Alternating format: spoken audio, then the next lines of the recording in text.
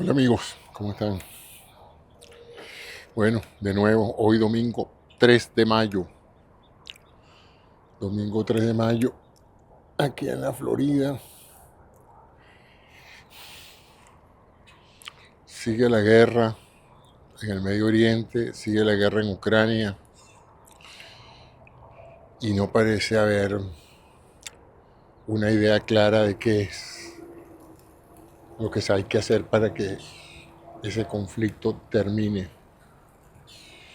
De tal manera que por los momentos la cosa sigue en un estado de tensa calma transitoria porque hay un cese al fuego, pero hay una que otra,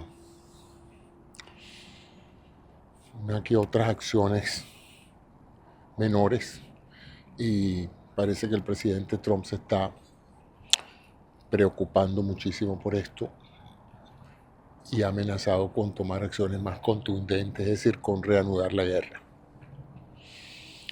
Y de eso es el tema de hoy, la guerra. Porque el ser humano a través de su historia ha hecho la guerra. Primero preguntemos qué es la guerra. Pelearse con el vecino es tener una guerra con el vecino. Bueno, esto es importante de definirlo, ¿no? No, pelear no es estar en guerra.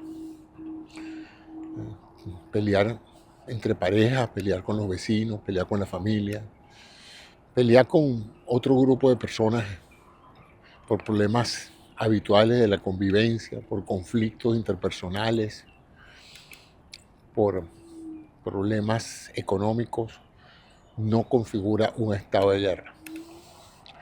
Se habla de guerra cuando hay claramente tres elementos. El primero es un atacante, el segundo es un atacado y el tercero es un contexto o narrativa que justifica el ataque.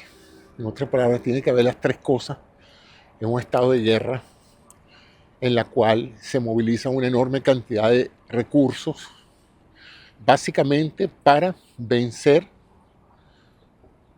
a el enemigo. Entonces, en otras palabras, hay un enemigo y hay una razón por la cual hay que atacar a ese enemigo. Y una vez atacado el enemigo, entonces el enemigo atacado tiene profundas razones también para defenderse y atacar al contrario. Ahí estamos todos claros. La pregunta es, dado que las experiencias históricas de entrar en una guerra son tan devastadoras, son tantas las personas que mueren y muchas veces los conflictos no terminan resolviéndose, o sea, los objetivos que se querían cumplir terminan siendo devastadores para ambos lados. La pregunta es por qué la historia de la humanidad está llena de guerras. ¿Sí? Entonces se me ocurrió hoy reflexionar sobre eso, cuando comenzó la Primera Guerra, cuando empezaron los seres humanos a organizarse para matar a otros seres humanos en forma organizada. Y entre las preguntas que me hice fue si somos el único animal que se organiza para la guerra y la practica, o si por el contrario hay otros animales.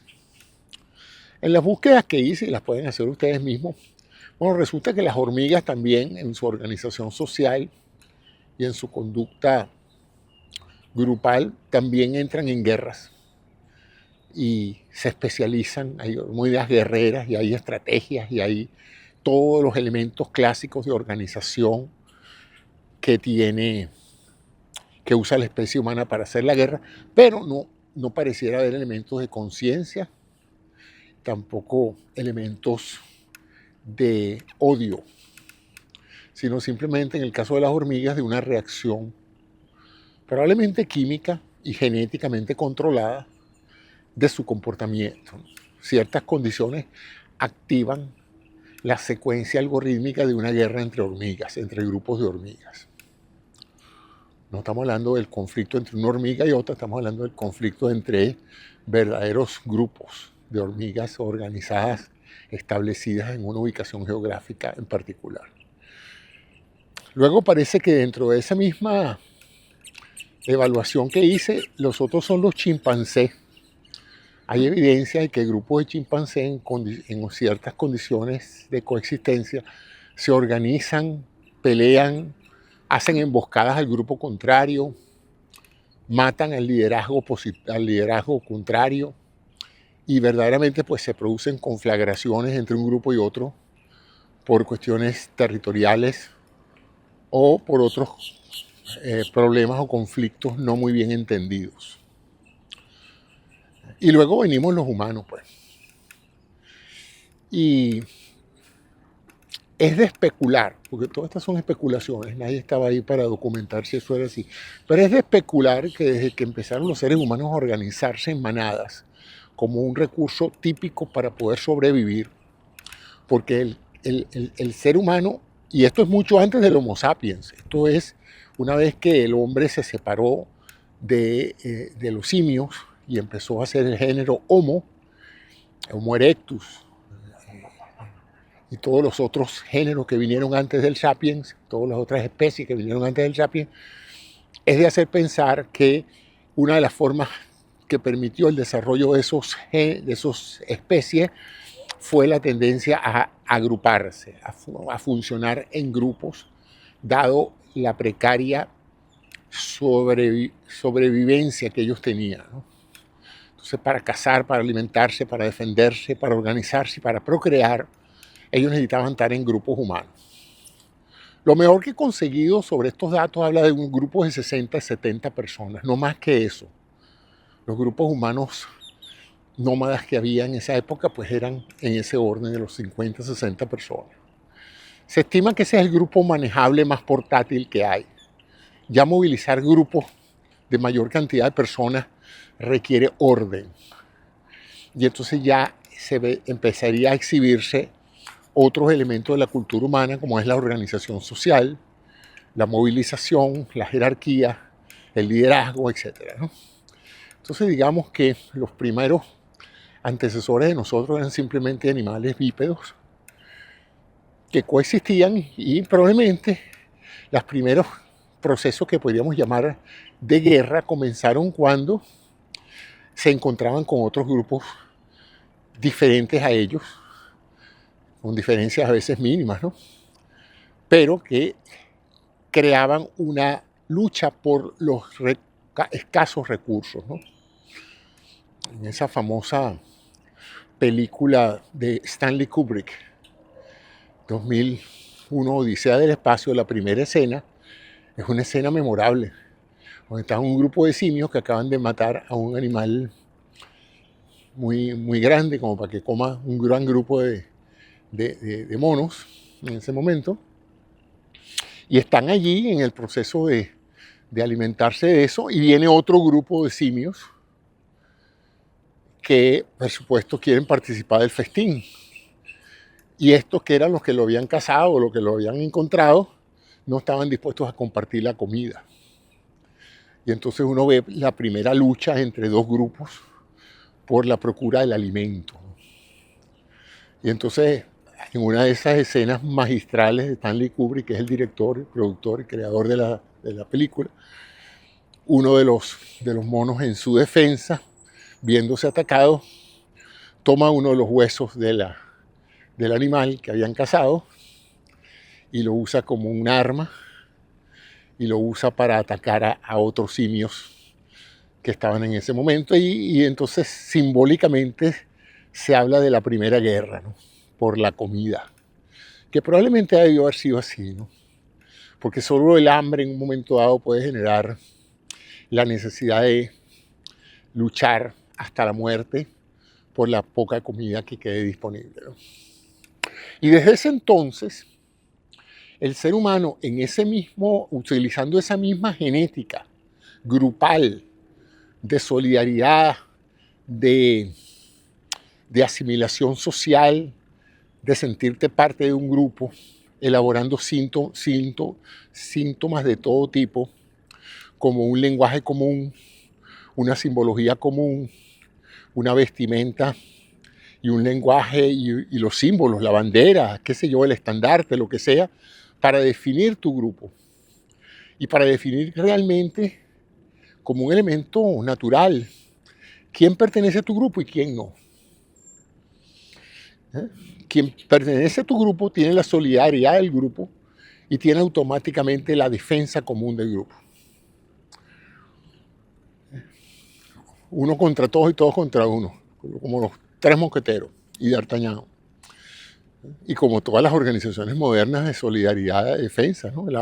La OTAN es una organización de mutua defensa, ¿no? Una serie de países se reúnen, juntan sus recursos y dicen, el que se meta con uno se mete con todos, ¿no? Y claramente la organización, en este caso la OTAN, defiende a los miembros de la OTAN. ¿Contra quién? Contra todo aquel que ataque a los miembros de la OTAN, a cualquiera de los miembros. Entonces, fíjense cómo una representación moderna debió haber sido exactamente lo mismo que una representación prehistórica de la sociedad humana, de una sociedad humana. Bueno, en ese sentido, entonces, el hombre empieza a desarrollar la capacidad de organizarse para librar la guerra.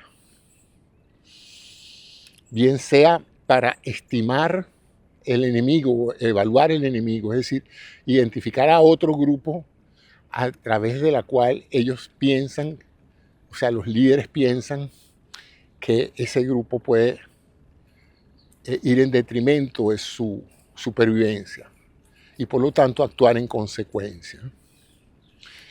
Entonces habría en ese caso dos tipos de agresión. La que se hace una vez que tú has sido agredido, que sería la más natural, la defensa, ¿verdad?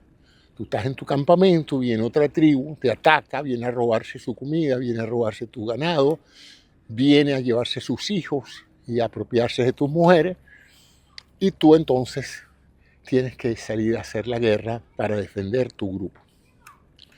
Por otro lado estaría la guerra iniciada por presunción de ataque. En otras palabras, no has sido atacado, pero tú ves la riqueza o la prosperidad de una tribu vecina y entonces tú optas por decir, bueno, nosotros no nos podemos morir de hambre mientras esta gente está comiendo completo, entonces vamos a hacer una cosa, vamos a atacarlo, vamos a robarnos su comida, su grano, etc.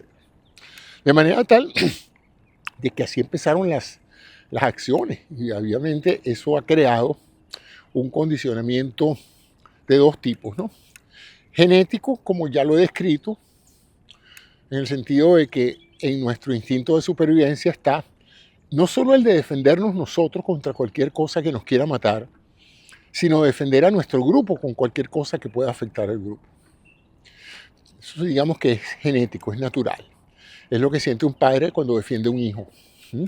Él no necesita que se lo enseñen, él no necesita pasar por ningún proceso específico.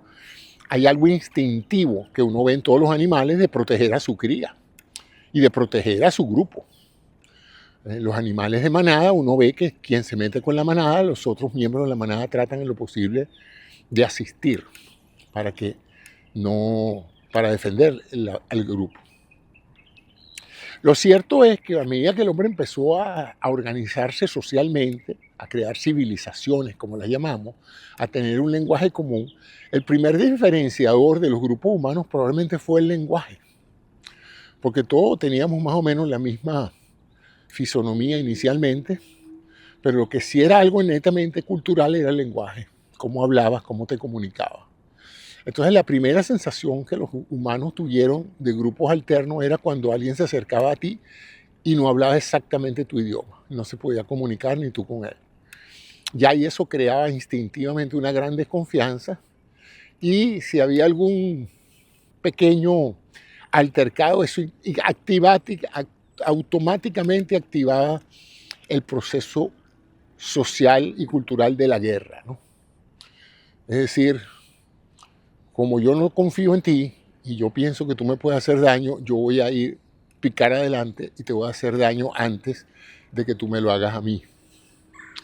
Y bueno, la Biblia y todos los registros humanos están llenos de episodios de ese tipo, donde uno ve cómo comenzaron ciertos conflictos, ¿no? Entonces probablemente el primer diferenciador fue el lenguaje. El segundo diferenciador, a mi juicio, reflexionando sobre esto, ha de haber sido la consecuencia del lenguaje, que es la vestimenta. Y eventualmente cuando la biología regionalizó los grupos humanos, entonces estaríamos hablando también del color de la piel y de la fisonomía, ¿no? Las diferentes variaciones de la especie humana, los grupos asiáticos, los grupos caucásicos, los grupos africanos, los grupos, etcétera, etcétera, y las variaciones que acontecieron en la especie a lo largo de miles, de cientos de miles de años, fueron creando rostros diferentes, anatomías diferentes, colores de piel diferentes, y paralelamente a esa apariencia externa estaba apareciendo también las diferencias de lenguaje y de cultura. Y con la cultura aparecen entonces las religiones, el manejo de la fe, el manejo de la incertidumbre humana, porque la religión no es más nada que la explicación humana a lo que él no desconoce, ¿no? A medida que el ser humano se fue haciendo inteligente, pues se hizo evidente que él había muchas cosas que no conocía. Y para darle explicación y razonamiento lógico, empezó a crear figuras, deidades, a quienes atribuirle los fenómenos naturales que veía en su cotidiana vida. Entonces, ahí empiezan las religiones y empieza otro factor de diferenciador, ¿no? La persona que no habla como yo, la persona que no se viste como yo, la persona que tiene una fisonomía diferente a la mía, y por el otro lado está la persona que profesa una fe diferente a la mía. Y ahí empezaba el ser humano a ejercitar el arte y el proceso de la guerra. Lo transforma en un arte. Y un arte lucrativo porque evidentemente del vencedor eran las ganancias materiales de lo que tenía el vencido. De tal manera de que durante muchos años la supervivencia y la prevalencia de un grupo humano estuvo marcada fundamentalmente por la agresividad de ese grupo, por la fortaleza de ese grupo para dominar a otros y por la apropiación indebida o violenta de las cosas de otro grupo. Y así empiezan a surgir pues lo que eventualmente van a terminar siendo los imperios, ¿verdad? Y cada imperio pues va a tener conquistas, va a tener países conquistados, va a esclavizar poblaciones, va a dominar el comercio, va a dominar el origen de los recursos materiales, las minas, las prendas, las especies, el dinero, el oro, la explotación de los minerales, y entonces eso es lo que va a terminar creando pues un orden mundial, un orden basado fundamentalmente en las ganancias de la guerra, ¿no? Y cuando un grupo humano quiere erigirse o mejorar su condición, pues entonces a lo mejor obra por declarar la guerra a otro país básicamente para retarlo, ¿no? Que es algo que se ve mucho también en los animales, ¿no? La lucha por el poder de la manada empieza por eso. Entonces, desde ese punto de vista, sí es razonable que la guerra apareció con nosotros, con nuestra inteligencia y con nuestra organización social, y esa es una de las razones por las cuales ha persistido con nosotros a través de los siglos.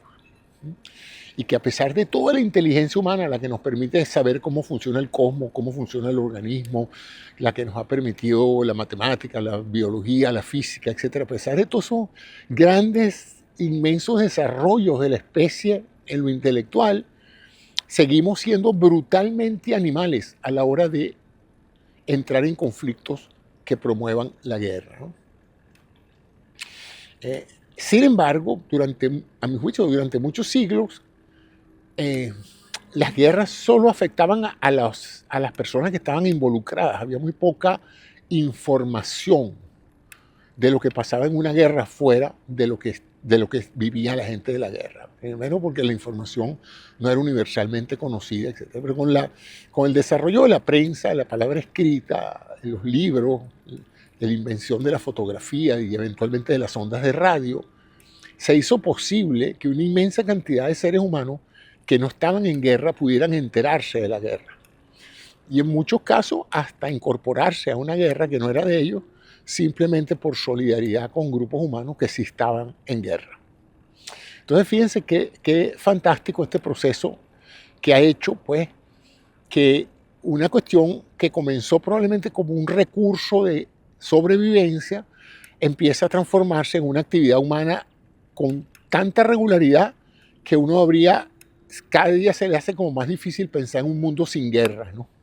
a pesar de que se han hecho grandes esfuerzos intelectuales, filosóficos, para que las guerras no ocurran y para que busquemos formas alternas de mediar en los conflictos humanos y de los conflictos de las civilizaciones, pues pareciera que el ser humano siempre tiene esa tendencia a ejercitar el músculo de la guerra como un recurso para poder, como dije yo, defenderse o agredir para apropiarse de lo de otro. Entonces, tenemos ahora entonces que, desde ese punto de vista, las guerras que se han desarrollado las podemos incluso hasta clasificar. Las guerras mundiales, por ejemplo, son guerras que abarcan una enorme cantidad de países con enormes cantidades de recursos y donde una nación-estado es la que actúa como agente agresor en el caso o participante dentro de la guerra, ¿no? Es un estado completo el que se declara en guerra contra otro estado. Primera Guerra Mundial, Segunda Guerra Mundial y todas las guerras anteriores que hubo eran guerras entre un estado y un principado y un reinado y un imperio británico contra un imperio francés y una revolución americana contra el imperio inglés. Esos eran las típicas guerras enormemente sangrientas y donde eran los estados y los liderazgos de los estados los que comprometían la participación del ciudadano común. Porque lo interesante de las guerras, a diferencia de las peleas personales, es que el que está peleando en una reyerta personal tiene razones personales para agredir al otro. Pero la mayoría de la gente que va a una guerra ni conoce al enemigo, ni tiene nada personal contra el enemigo. A él le han puesto un uniforme, le han dado una bandera y le han dicho, vaya y mate a todo el que tenga esta bandera, a todo el que luzca de esta manera, a todo el que hable de este idioma, vaya y mátelo porque esa persona eventualmente representa un gran peligro para usted. Y así la gente va y participa en esas actividades de guerra, perdiendo la vida o quitándole la vida a otras personas que también no tienen ninguna razón en particular en lo personal contra usted, pero están representando una causa. Por eso es que toda guerra, a diferencia de una reyerta personal, se hace en el marco de una narrativa, de una excusa, pues, que se hace precisamente, pues, para que, se hace precisamente para entonces hacer que grandes cantidades de personas se involucren en algo que probablemente incluso ni siquiera es real, ¿no? Oye, empezó a llover, así que me lo advirtieron que no saliera porque iba a llover, pero yo de terco salí a hacer mi programa sobre la guerra. Así que ahorita estoy haciendo lo más rápido posible de regresar a casa para no mojarme tanto. Pero no importa, uno sigue en guerra aquí con esto y voy a seguir planteándoles lo que estoy diciendo, ¿no? Y es eso, pues, que en este caso el conflicto es entre naciones, ¿no? También existen conflictos intranaciones, es decir, dentro de una misma nación, un grupo de los habitantes se declara en guerra contra otro, ¿no? Estas son las grandes revoluciones, las insurgencias, las guerras civiles que se llaman, ¿no? Donde la lucha es entre hermanos, pues, entre miembros de un mismo país, de una misma organización, se establece una guerra terrible. Usualmente en estos casos es por el poder en la conducción de la política de ese estado, de esa nación, ¿no? Y entonces uno tiene allí pues las famosas guerras civiles y revoluciones que hay para tumbar un dictador, para poner un dictador, para instalar la democracia, para quitar la democracia, etcétera, etcétera. Y luego pues las guerras de guerrillas, guerras de insurgencias, donde grupos minoritarios pretenden acceder al poder precisamente usando la agresividad, la lucha violenta como un recurso para poder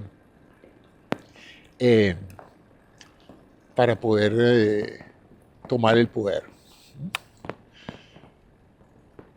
Vamos a ver la manera más expedita. Yo creo que la manera más expedita es por aquí. Entonces, en ese sentido, también hay luchas donde dos naciones pelean a través de terceros, lo que se llaman las guerras proxy, las guerras donde uno, en vez de pelear directamente con otro estado, convence a un aliado de que ponga el pellejo y usted lo arma y entonces lo pone a pelear con otro grupo humano asociado allí, ¿no? Y ahí tenemos todas esas grandes luchas que se han pasado en el siglo XX, donde en la Guerra Fría, pues la Unión Soviética, China y Estados Unidos tenían una guerra no directa, pero sí indirecta a través de países y naciones donde se realizaron cosas horribles, guerras intestinas, por ejemplo, en Latinoamérica muchos países sufrieron guerras internas, pero básicamente manejadas o conducidas o por la Unión Soviética a través de Cuba o por Estados Unidos a través de países como las dictaduras latinoamericanas. Entonces, esa es, digamos, una de las cosas que llama la atención de ese tipo de guerra, ¿no?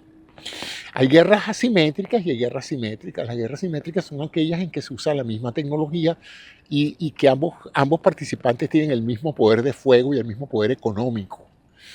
Y las guerras asimétricas son esas donde es David contra Goliat, ¿no? Una nación o un grupo humano sumamente rico y poderoso en tecnología, pues resulta que también se enfrenta a una nación mucho más débil, mucho más frágil, pero mucho más populada, más poblada, con más gente, ¿no? Y entonces en esos casos, pues, a veces el dinero y la tecnología no garantizan el triunfo, bueno, porque las naciones débiles o frágiles pueden pelear lo que se llama guerras asimétricas, donde están dispuestos a tener grandísimas pérdidas y aún así prevalecer a la larga, ¿no? Como fue el caso de la guerra de Vietnam, una guerra donde Estados Unidos no perdió una sola batalla, pero perdió toda la guerra porque al final pues triunfó el Vietnam comunista por el hecho ese de que te ha dispuesto a soportar lo que fuera con tal de triunfar y de recuperar o integrar su país. Entonces, fíjense, esas son cosas interesantes de los procesos de la guerra. Lo interesante es que detrás de cada guerra no es nada más la parte militar ni la parte tecnológica, sino se desarrolla modernamente toda una industria de la guerra. Hay quienes se benefician de la guerra y quienes pierden en la guerra. ¿Quiénes se benefician de la guerra? Los que financian la guerra, los que prestan dinero para que se haga la guerra. ¿Quiénes se perjudican? Quienes piden prestado para hacer la guerra. ¿Quiénes ganan en la guerra? Quienes fabrican las armas. ¿Quiénes pierden en la guerra? Quienes reciben las armas en forma de bala y terminan destruyendo su infraestructura física y, más importante, pues las pérdidas humanas de la guerra, ¿no? De tal manera, pues, de que en la guerra hay muchos perdedores y unos cuantos ganadores, lo cual ha hecho que la guerra en muchas instancias modernas, la guerra es un gran negocio. Cuando algo apresura la crisis económica o la crisis política, etcétera, pues hay la tentación de que una guerrita nos puede sacar de abajo, ¿no? ¿Por qué? Bueno, porque si triunfamos y nos apoderamos de los recursos materiales de otro país, pues beneficiamos nuestra economía. Pero aún cuando no ganáramos la guerra, sí es posible que podamos estimular el empleo. Estados Unidos salió de una gran recesión económica y de un gran desempleo precisamente por la necesidad de armarse para la Segunda Guerra Mundial. O sea que la Segunda Guerra Mundial y probablemente la Primera también resultó extraordinariamente beneficiosa económica y socialmente para los Estados Unidos, a pesar de las pérdidas humanas que fueron lamentables, ¿no? Lo interesante y la reflexión que tengo después de todo esto es que ya no deberíamos haber tenido claro que la guerra no nos lleva a nada, que al final, después de todas esas mortandades, todo termina o en un armisticio o en una negociación. En una negociación que en la mayoría de los casos se podría haber hecho desde el principio. Que escoger hacer una guerra sabiendo que va a traer una serie de inconvenientes, la idea de que todo va a salir bien y nos vamos a salir con la nuestra, ha mostrado históricamente que no siempre es así. Que las guerras, como se dice, se saben cómo comienzan, pero no cómo terminan. Que hasta las naciones más optimistas, rodeadas, ¿qué se iba a imaginar Estados Unidos alguna vez que iba a perder la guerra de Vietnam? ¿Quién se iba a imaginar que un país tan pobre y tan desabastecido como era Vietnam del Norte le iba a ganar a un sur Vietnam equipado hasta los dientes? ¿Qué se iba a imaginar Estados Unidos cuando apoyó a Corea del Sur que Corea del Norte iba a ser capaz de frenarlo y de mantenerlos a raya? ¿Qué se iba a imaginar Rusia, la Rusia de Putin, que Ucrania no iba a caer tan fácilmente y que le iba a dar un parado y que si no ha ganado todavía, ciertamente no ha perdido la guerra y sigue manteniéndose gracias al heroísmo de su pueblo y a su tecnología innovadora realizada bajo presión. Entonces, todas estas son reflexiones que tienen por objeto demostrarles a ustedes de que no hay guerra gratuita y que hasta las guerras más planeadas terminan siendo un desastre. Miren, la guerra de Afganistán es lo mismo, una guerra que se veía relativamente sencilla. Lo mismo pensaron los soviéticos cuando tomaron Afganistán. ¿Quién se iba a imaginar que un país de gente atrasada, como ellos pensaban, les iba a ganar la guerra? Bueno, y ahí se estrellaron los soviéticos. Y luego se estrellaron los Estados Unidos. Y lo mismo se estrellaron los Estados Unidos en su plan de democratizar y de establecer un Irak estable. ¿Eh? Y ha pasado innumerables veces, ¿no? Entonces, todas estas reflexiones es porque me pregunto si no estamos volviendo al pasado de pensar que todo se debe resolver a punta de tiros y de bombas. Yo pensábamos que después de la Segunda Guerra Mundial, después de esa mortandad de más de 100 millones de personas muertas y de ese desastre que significó para todos los países involucrados, el mundo había aprendido y se habían creado las Naciones Unidas y otros recursos de discusión y conversación para civilizadamente resolver los problemas y que los países se conformaran con las fronteras que tienen y los recursos que tienen y dejaran de estar viendo la invasión de un país vecino como un recurso para salir de una crisis. Pero pareciera que no se han aprendido las lecciones.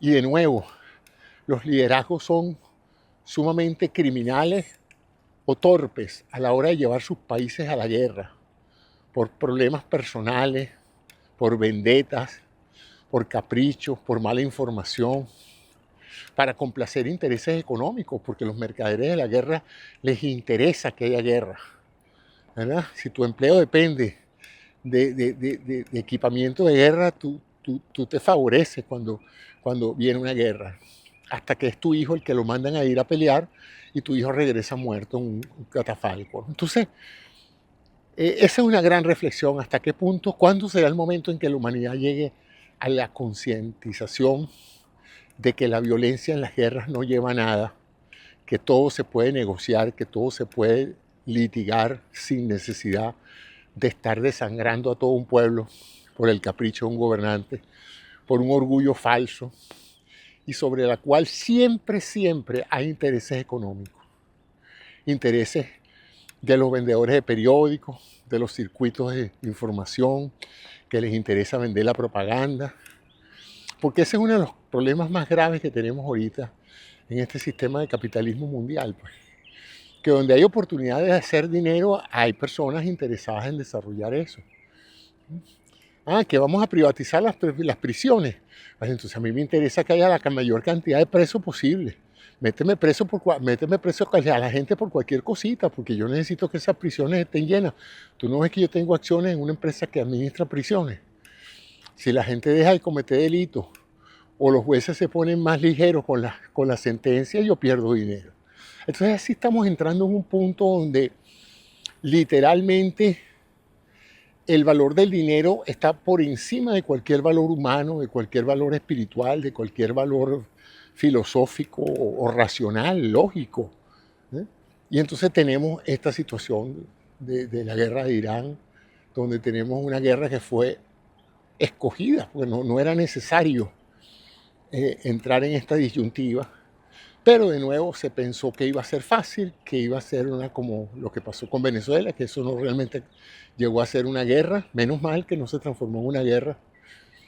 Yo celebro que los venezolanos no hayan caído en la tentación de caerse a plomo con los Estados Unidos, porque la cosa salió mucho mejor que lo que incluso los estadounidenses pensaron, ¿no? Pero de nuevo, fíjense la paradoja, pues. Se agarró el presidente, se quitó la presidencia y se dejó el mismo régimen, la misma situación. O sea, desde el punto de vista práctico las cosas no han cambiado. Siguen estando más o menos los mismos y pareciera que todo indica que por ahora no está planteado una salida democrática. ¿Que la va a haber? Yo estoy seguro que sí la va a haber. ¿Cómo? ¿Cuándo? No sé. Pero no pareciera estar en la agenda de la administración del presidente Trump unas elecciones inmediatas. Y por más que se habla todos los días de que María Corina va a regresar, Lo cierto es que todavía no lo ha hecho. Y no es por falta de vuelos directos, ni porque se tema por su seguridad. No sé cuál es la razón. Yo no puedo creer que a estas alturas Estados Unidos vaya a permitir que le pase algo a María Corina en Venezuela bajo la administración Trump. Pero lo dicen tanto que no entiendo cómo puede justificarse un país que está bajo las órdenes de un presidente de otro país, pero que teman por la vida de la principal candidata de oposición. Me parece que eso es así como ah, una completa paradoja, ¿no? Que las personas que hasta ayer las estaban buscando por narcotraficantes y por criminales están hoy sentados con representantes de los Estados Unidos discutiendo la economía del país. Eso es algo que pasará a la historia como una cuestión única. En ese caso, los venezolanos hemos batido un récord mundial de negociación increíble, ¿no? Eso es como que si antes de hubieran matado a Hitler y se hubiera sentado Roosevelt con Goering a discutir el futuro de Alemania. O sea, ¿cómo es la cosa? Con con los mismos individuos del régimen nazi, con Himmler, con Goering, con todos los altos oficiales de la guerra alemana. Ahora te vas a sentar a conversar con ellos el futuro de eso, porque ahora te han prometido que te van a dar todas las riquezas de Alemania. O sea, ¿en qué cabeza cabe eso, no? Pero eso es lo que está pasando. Eso es lo que está pasando. ¿Qué va a pasar? No sabemos. Hay la promesa y la esperanza en casi todos los venezolanos. Yo ciertamente la tengo. Como venezolano americano la tengo de que Venezuela se enrumbe pronto hacia una democracia, una independencia y hay una manifiesta soberanía, ¿no? De su pueblo, independientemente del agradecimiento que tengamos hacia el pueblo estadounidense por el sacrificio que hicieron de hacer su operación, pero vamos a estar claros, pues yo imagino que la idea era darle la libertad y la democracia a los venezolanos, no ocupar el país y administrarlo desde Washington. Pero aparentemente eso es lo que está pasando. Aparentemente eso es lo que está pasando. Ojalá que este periodo, el interinato, como se le está llamando ahora, no dure mucho, porque si no, hay otra guerra interna en Venezuela, ¿no? Porque si la primera guerra era para quitarse a Maduro de encima, pues yo no sé, pues si la cosa no cambia, no sé, me pregunto si habrá una guerra para quitarse a Trump de encima, ¿no? Si es que es Trump o si es María, si es la presidenta Delcy Rodríguez. Entonces, es tan peculiar el caso venezolano que uno no puede menos que pensar que tarde o temprano iba a haber un conflicto muy grande. Y no sé, espero que no pase y que se pueda todo llegar a una negociación y alcanzar una paz duradera y estable para Venezuela y para Irán y para Estados Unidos y para Israel. Israel es un país que necesita estabilidad para crecer. Israel lleva muchos años en guerra, demasiados años en guerra, ¿no? Y a veces justificada y a veces uno tiende a pensar hasta qué punto hay sectores de la vida de Israel o sectores extra israelitas que les interesa que Israel esté en guerra. No sé, porque esa ha sido la historia de la humanidad. Esa ha sido la historia de la humanidad. Bueno, amigos, esa es la... Pude llegar a mi casa, ya dejó de llover, pero me eché mi mojadita. Hoy es domingo, 3 de mayo. Mañana reinicio mis actividades. Voy a comenzar un programa diario en vivo. Vamos a ver qué tal me va. Y voy, bueno, sin prisa pero sin pausa, como decía antes. Muchas gracias a ustedes por su atención y hasta mañana, pues. Espero que estas reflexiones lo hayan hecho pensar un poco sobre hasta qué punto el ser humano es tan inteligente como parece, que hace grandes desarrollos de todo tipo y por otro lado usa esa inteligencia sistemáticamente para matar a otros seres humanos, a veces sin causa alguna que no sea el interés económico o el poder, el ansias de poder. Bueno, de nuevo, de regreso. Hasta mañana.